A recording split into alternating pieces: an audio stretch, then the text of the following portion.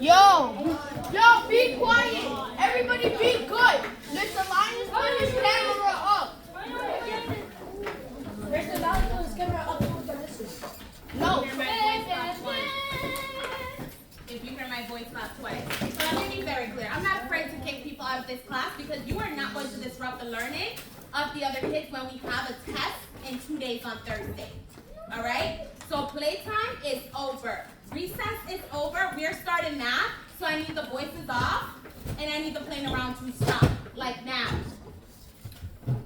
All of you already have your textbooks, your markers and pencils on your desk. All I need you to do is take out your whiteboards.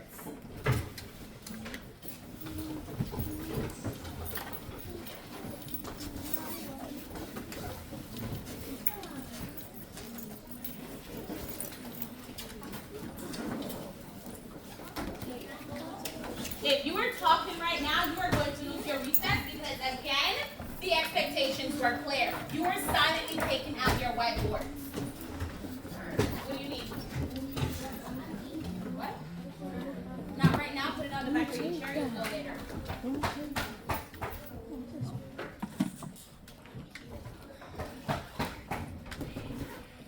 All right.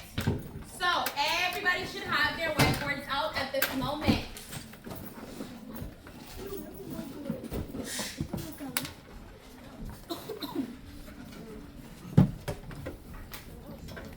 Just draw on your desk. I'm confused why so many people are standing. Leanne, get to your seat. We're not in calm down corners right now. Get to your seat so we can start. No, get to your seat. Thank you. Who does not have a whiteboard? Who don't have a whiteboard? Raise your hand. I'm confused why I still see 4 people standing.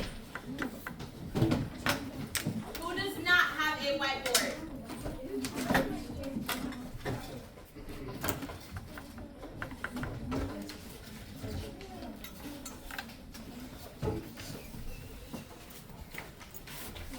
Who does not have a whiteboard? Raise your hands again. Let me see. So Elijah, Chloe, where's your whiteboard? Y'all gonna lose 30 points. I don't need your help. I don't need you to respond. I don't need anybody's help. I just need you to turn your voices off and respond to what I'm saying. Who else does not have a whiteboard? Jamila, you don't have one? Ajoa, you don't have your whiteboard?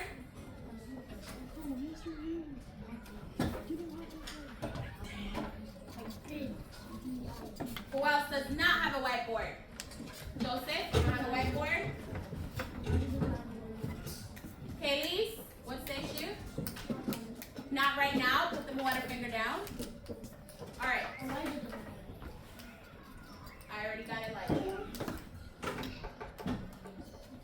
5, 10, 15, 20. So everyone else will get their 20 points. Prepared with materials for class. All right.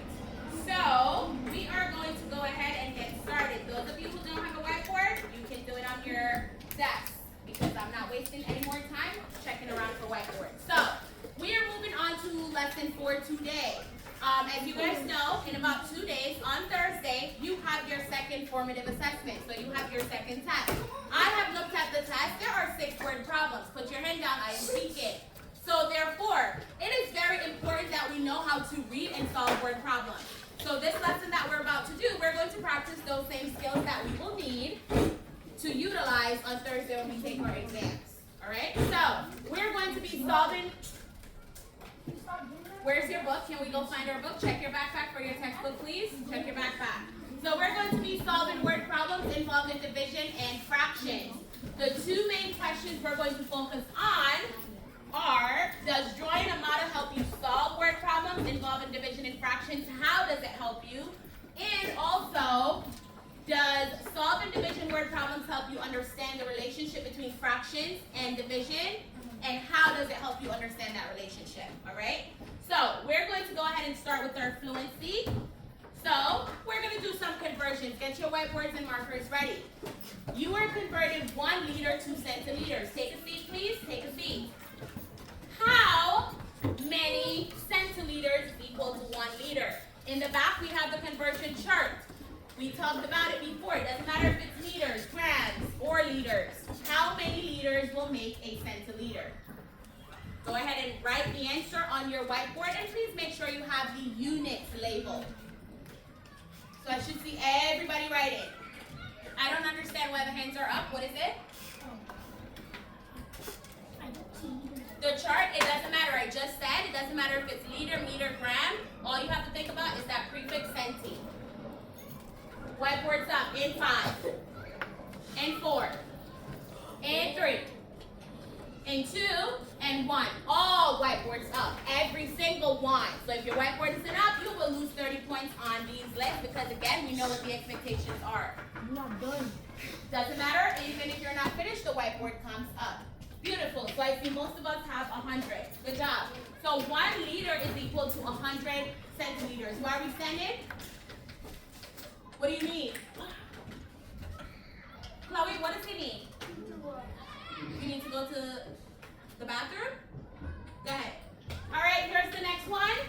If 1 liter is equal to 100 centiliters, 2 liters is equal to how many centiliters? Put it down on your whiteboard. Aiden, what do you need?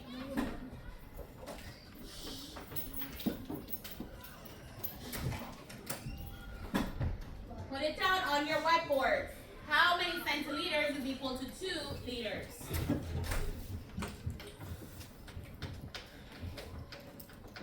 Whiteboard's up in 3, in 2, in 1. All whiteboards up, even if you are not finished. All whiteboards up. Let me see those whiteboards. Beautiful. So I see most of us have 200 centiliters, which is correct. Yeah, boy. All right. So 2 liters is 200 centiliters. Get ready for the next one. Yeah, boy. What about 2 liters, 538 centiliters? What do you need? Hurry up, please. 2 liters, 538 centiliters is equal to how many centiliters? Nobody should be confused. Use what you did in the previous problem to help you.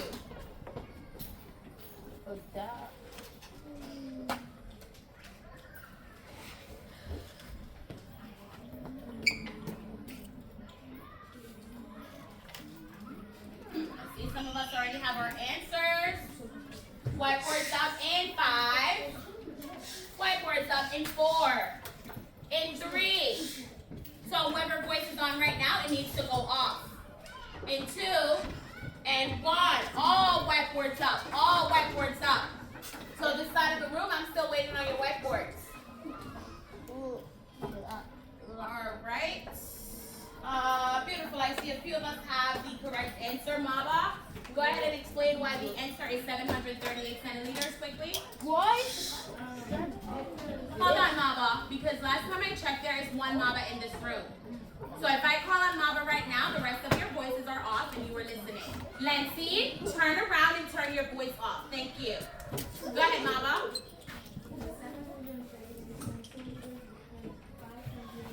A little louder.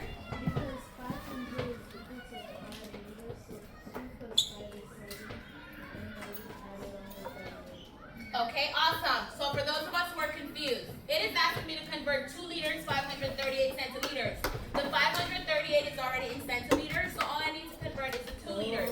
I don't need to sit there and do any math because we established up here 2 liters is 200 centiliters, so I already know 2 liters is the same as 200 centiliters. 200 plus 538 is 738 centiliters. All right? Put the bathroom fingers down. I need all of you here for this, so nobody's going to the bathroom or water right now. Put the fingers down. I need you to be patient. Thank you. Erase your board. Get ready for the next one. Lancine, are we ready for the next one? Yes. All right. 1 meter is equivalent to how many centimeters? 1 meter is equal to how many centimeters? Not yet. Keep the whiteboards down. I didn't say whiteboards up yet. So Angel, make sure we're writing down our answer.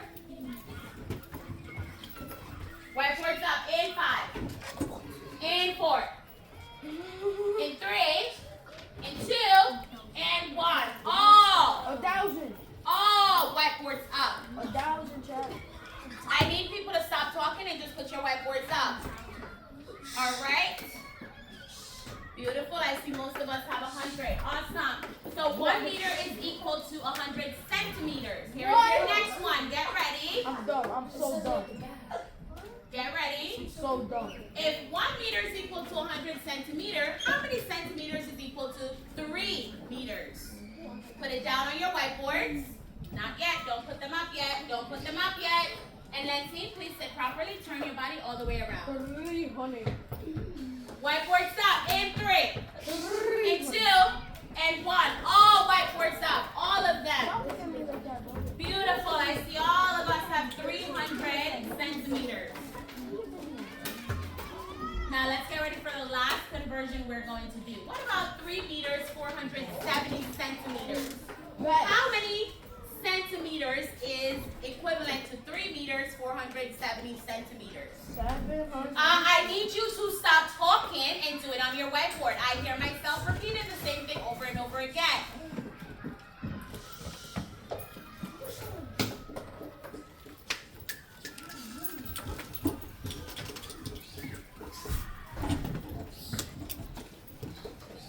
Whiteboards up in 5, in 4, in 3, 2, and 1. All whiteboards up. All of them. All whiteboards up.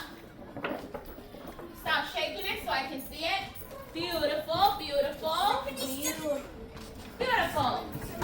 Can I have Bailey quickly explain how did you get 770 centimeters?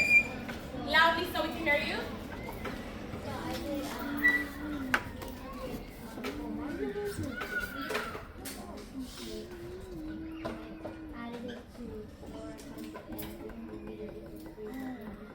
Beautiful. So 3 meters is the same as 300 centimeters. 300 plus 470 is 770. Awesome.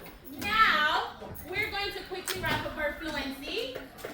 Here is your next activity. You are going to subtract these 2 fractions. So what is 2 and 3/4 minus 1 and 1/4? Put the answer, so solve it and have the answer on your whiteboards. Lentine, I should see you writing already because your time has started. So put it down on your whiteboard.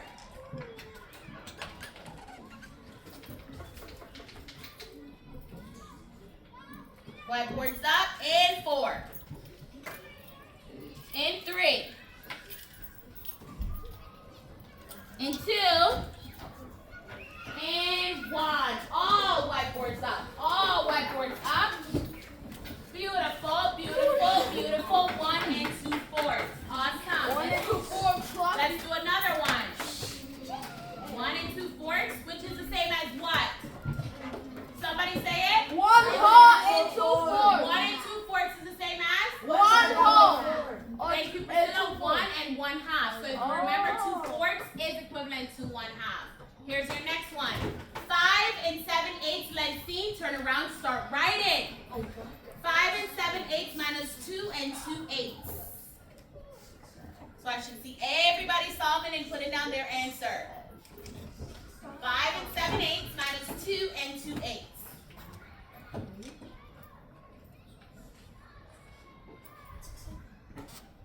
Whiteboards up in 4, in 3, in 2, and 1. All whiteboards up.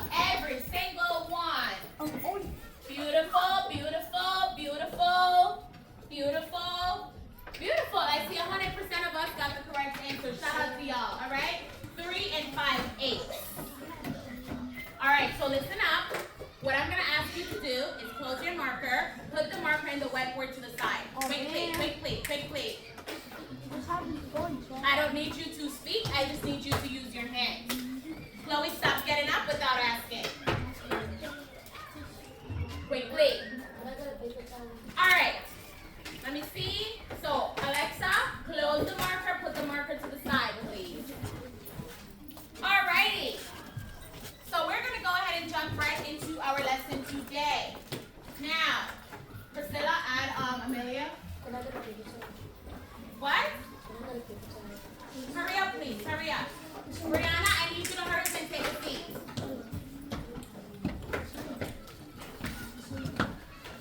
Right. Joseph, where are we standing? Winning. There's a pencil on your desk. So this is the reason why I do these things to avoid wasting time. There was a pencil and a marker on every single person's desk when you came in this room. All right. Excuse me. Take a seat. Take a seat. All right. Let's hurry up. We're wasting time we don't have. Thank you. So here we have a problem displayed on the board.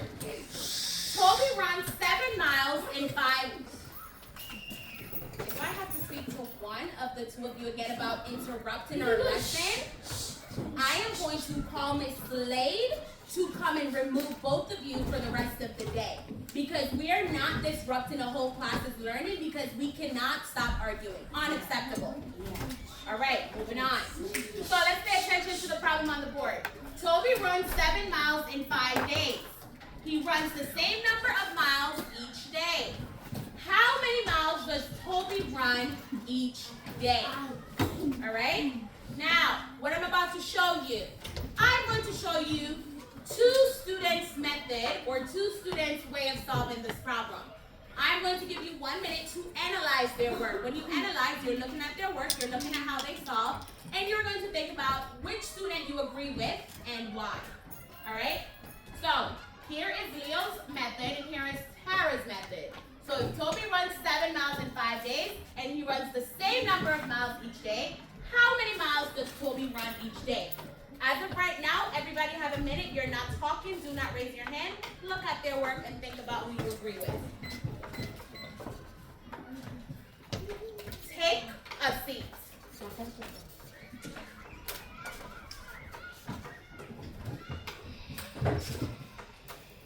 So based on the problem, based on their work, who do you agree with and why? That's what we're thinking about. You don't have to start raising your hands just yet. We're all thinking.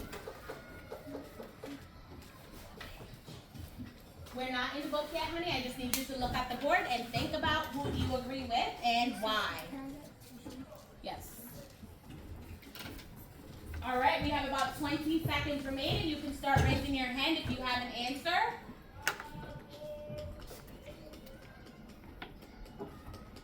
Amelia, who do you agree with and why? So I agree with Tara's. You agree with who? Tara? Yeah, that's what you said? No, I mean Leo's. You agree with Leah. Why? Because if he runs 7 miles for 5 days are number of weeks, and 7 is our total. I love what you just said, Amelia, right? 5 is the number of groups, and 7 is our total. Awesome job with that, Amelia, because before I could decide which student is correct or who I agree with, I need to know for myself what number is the total and what number represents either the number of groups or the size of each group, all right? So like Amelia said, the total miles to be run is 7, and the number of groups is 5 days. Somebody tell me, why do you disagree with Tara's method? Why do you disagree with Tara, or why do you think Tara is incorrect? Joseph? Because he put the number of groups on the top. So according to Tara's diagram, it's looking like her total is 5, right? This is saying 5 miles run over 7 days, which does that match what the problem said? No. All right? So looking at, yes, go ahead and add on. Exactly. So I can see that the whole tape represents the 7 miles, and I can see the 5 groups or the 5 days. And question mark is showing me I'm trying to figure out how many miles did he run each day. Now look at how Leo solved this problem. What do you notice about the way Leo solved the problem? What do you notice? Yes, Jay, sir.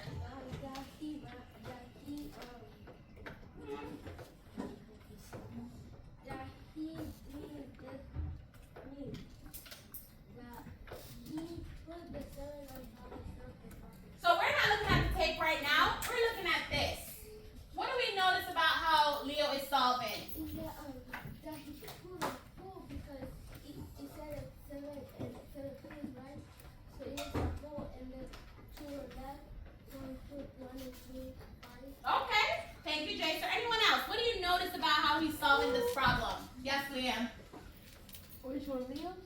Leos, yes. So like adding Not adding. I mean multiplying. Okay. Oh wait. Alright, think about what you want to say, Liam. Think about it. Yes, Nancy, go ahead. How did Leo go from 7 divided by 5 to 7 over 5? Why is he saying that these two are equal? Because Yes, Nancy? because the 7 on top of the diagram is the total, and the groups inside the diagram is the total. Yes, so this is what Leo is saying. Leo is saying if I take my total and I divide it by the number of groups, that will give me the size of each group, right? Isn't that the exact same thing that he's saying with the fraction? He wrote 7 over 5, which we know that's our total divided by the number of groups, and that will give us our answer, all right? So what I wanted us to take away from this is what we talked about the other day. Any division expression can be written as a fraction, or any fraction can be rewritten as a division expression, all right? So he's taking his total, which is 7, dividing it by 5, which is the same as 7 over 5. Now, how did he go from 7 over 5 to 1 2/5? Jason already touched on it. How is he going from 7/5 to 1 2/5? Imani. Because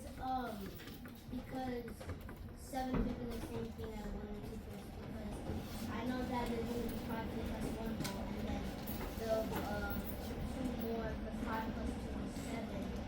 So then it will be 2/5 or 1 2/5. Beautiful. So Imani is saying, well, if you think about it, 7/5, that's the same as 5/5, which we know is 1 whole, and the 2/5 that are left over. All right? So the main takeaway from this is we can write any division expression as a fraction or write any fraction as a division expression.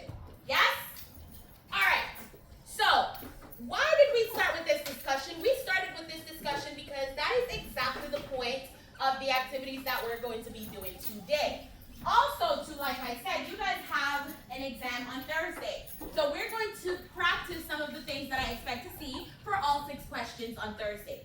Everybody meet me on page 31. Giving you 30 seconds. Get there. Page 31. Aiden, open up your book. I said 30 seconds. It's quick. Give me a thumbs up when you're on page 31 so I know you're ready to move on. Only see like 3 or 4 thumbs. I want 100% so I know we're all ready. Waiting on a couple more people. I don't see your thumb, then I'm going to think you're not ready. All right. Beautiful. Stop. It says, use the redraw right process to solve each problem. Mrs. Chan uses 13 yards of fabric to make 4 identical quilts. How many yards of fabric does Mrs. Chen use for each quilt? So we've read the problem. Now let's go back and read it and focus on our numbers. Mrs. Chen uses 13 yards of fabric to make 4 identical quilts. So I'm going to circle my 2 numbers. And the first thing I want to do, which is what I expect to see on your paper as well. So step 1 is where we're going to pull out our key information. In other words, this is where I pull out all numbers and make sure I know what they represent.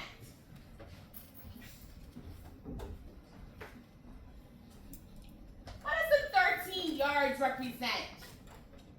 Mrs. Chan uses 13 yards of fabric. What does the 13 represent? Jamila. Say it with confidence. What does it represent? Yes, so 13 represents the total fabric or the total amount of fabric that I have. What about the 4? What does the 4 represent, Chloe? The group. And I love how specific you are, right? You weren't just like parts. It represents the number of groups. All right, so we have our total, we have our number of groups. What are we being asked to find? What are we being asked to find or solve for? Zaylee? The size of each. Beautiful. So question mark, the size of each group, which if I think about it in the context of this problem, they're asking how many yards for 1 quilt, so I can add that as well. How many yards for 1 quilt? So one thing I want y'all to notice, before I drew any tape diagram or start solving or writing any expression anywhere, I am doing this because if I don't understand the problem, if I don't understand what the questions are, then more than likely Exactly. More than likely, my answer is not going to be correct. All right? So this I expect to see before you start drawing or solving anything. Now that I've pulled out my key information and broken down the problem, my next step is going to be where I make a model and solve the problem. All right? So we're going to make, what are we going to make to represent this problem? Amelia? We're going to make a tape diagram. Beautiful, a tape diagram. Everybody should be writing this down while I'm doing it. Now, who can tell me how to label this tape diagram? Based on the information we have and we broke down the problem, what can we add to this tape diagram, Kaylee? In the top, right there. Beautiful. So I'm going to draw this a little neater. Beautiful. So you're telling me on the top, label 13. And what does the 13 represent, Kaylee? The 13 represents the total. Beautiful. So 13 yards, which is the total amount of fabric. What else can I add to this tape diagram? Brianna, what else can I add to this tape diagram? In the bottom, like, you will shake the box, right, in one. And then in the bottom, you will put 4. Okay, so you're telling me to put 4 down here, but what else could I do? What else could I do, Mama? You can partition your boxes into 4. Why 4 parts? Because there's 4 number of groups. 4 groups, all right? So while Brianna is telling me I can put 4 at the bottom, yes, I can. However, if it's only 4, if it's anywhere between 1 and 5, you could draw your parts inside. If it gets to double digits like 10 or 12 or 40, I'm not going to sit there and draw 40. That's when I would label it on the bottom. So here I have my 13 yards and I have my 4 quilts or my 4 groups. How do I show what I'm solving for on the tape diagram? Jay, sir? You can show a division of equation. Listen to my question. How do I show what I'm solving for? How do I represent the unknown on the tape diagram? You can put box. Beautiful. And what does that tell me that I'm searching for or trying to solve for, Jay, sir? What's the number of yards that you can put? Beautiful. The yards, how many yards of fabric do I need for each of the 4 quilts? All right? I'm going to let y'all finish that quickly with the person next to you. Write a division expression and solve it. Have an answer. I am giving you 2 minutes. Let's go. I should see all the pencils moving. Everybody's finishing this. We started it. Now we're solving. Let's go. So now solve. We have our tape diagram. Add the things we're missing and solve.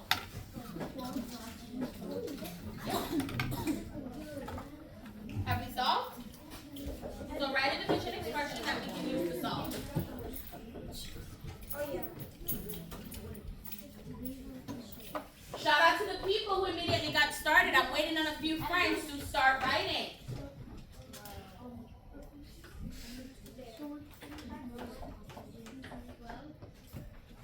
Okay. So what does that tell you? Well, keep doing what you're doing. That's your answer. But you're correct. I like your thinking. All right. What's a division expression we could write? Think about that. All right.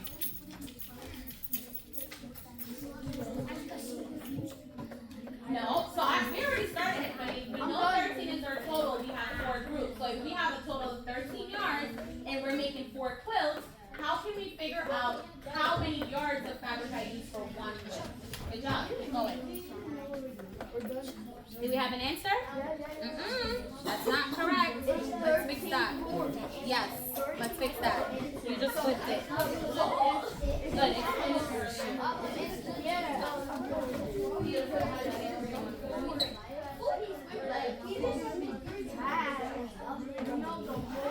Good job. Beautiful. You get an answer? How did you know it's 3 and 1/4?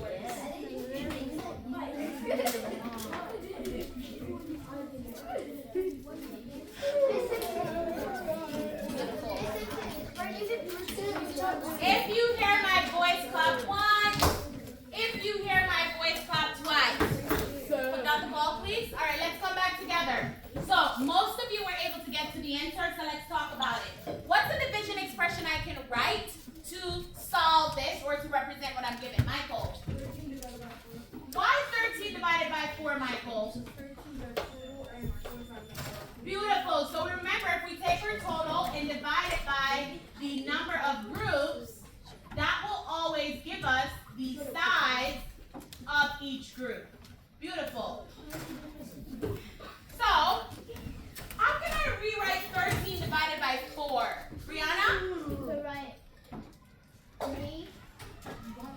Nope, not yet. 13 divided by 4, if I wanted it in a different form, what would it look like? We're not estimating. Leanne? In fraction. Good. So what would it look like in fraction form? So it looks like 13/4. Good. So notice what I just did, and this is what I need y'all to get. 13 divided by 4 is the same as 13 over 4 or 13/4. All right? Now, what's our answer? If I have 13, how many groups of 4 can I get out of 13? Yes, Daly. Why 3? How do you know there would be 3 whole groups? Pick somebody to help you explain if you're not sure. Pick Fabian behind you. Oh man. Why? How did you know you could get 3 whole groups? Because if you try to add more, it's just going to give you a higher number. Or somebody mentioned estimated. I can quickly do it in my head. If my divisor is 4, what's a multiple of 4 that's close to 13, Kaylee? 12. And I remember, 4 times 3 is 12. So 4 goes to 13 3 times, and what's left over? 1. Beautiful. 1/4. 1/4. 6. Quick question. What does the 3 and 1/4 represent? What is it representing, Mommy? Our. Hold on, give her a second. The yard of fabric and Beautiful. 3 and 1/4. So let's finish with her, right? So Mrs. Chan will use 3 and 1/4 yards of fabric for each quilt. Alright? Beautiful. Now that we've solved and we have an answer, so we know each part is 3 and 1/4. One thing I definitely want to see on your test, and you cannot tell me you're finished until you do it. What am I about to say? 0. 0. No. I mean. How do I know if this is actually correct? Explanation. An explanation. Raise a silent hand. How do I know if this is actually correct, Priscilla? Check. So step 3. Step 3, I need to see you check and prove that your answer is correct. Alright? So we just took our total and divided by the number of groups, and that gave us the size of each group. How can I check if this is correct? What can I do? What can I do? J-Sir, what can we do? Shh. Hold on, J-Sir. I need only J-Sir's voice on right now. What can we do to check if this is correct? A little louder. What do you mean?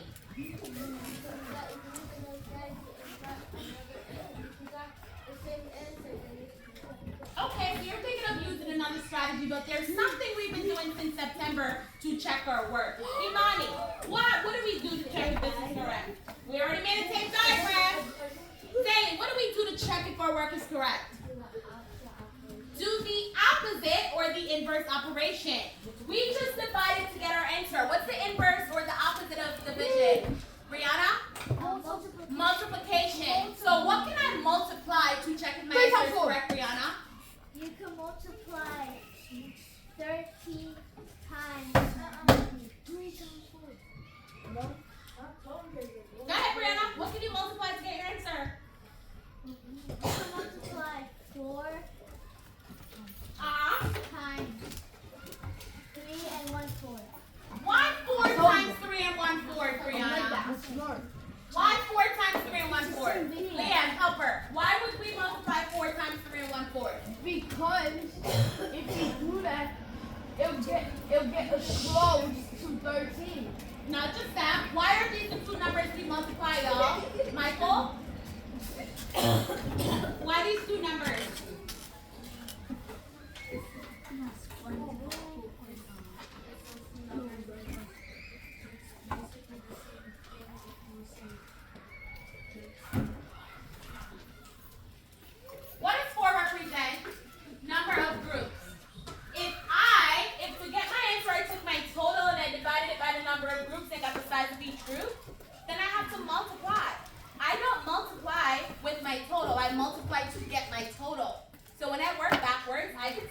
the size of each group, which I just found, and multiply it by the number of groups. And if I get my total that I started with, then yes, I know I'm correct. So number of groups times the size of each group should give me my total. If I don't get the total I started with, then I know I'm not correct. How can we multiply 4 times 3 and 1/4, Camden?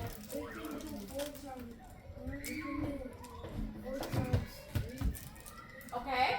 The total, the three there, and then we can, then once you get that answer, Or there's an easier way.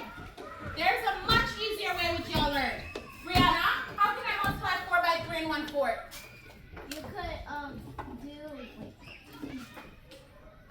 3 and 1/4 is the same. you could break it down. Except I don't have to. Priscilla, what can we do? You could multiply 4 Or 3/4. Didn't I already prove down here 3/4 is the same as 13/4?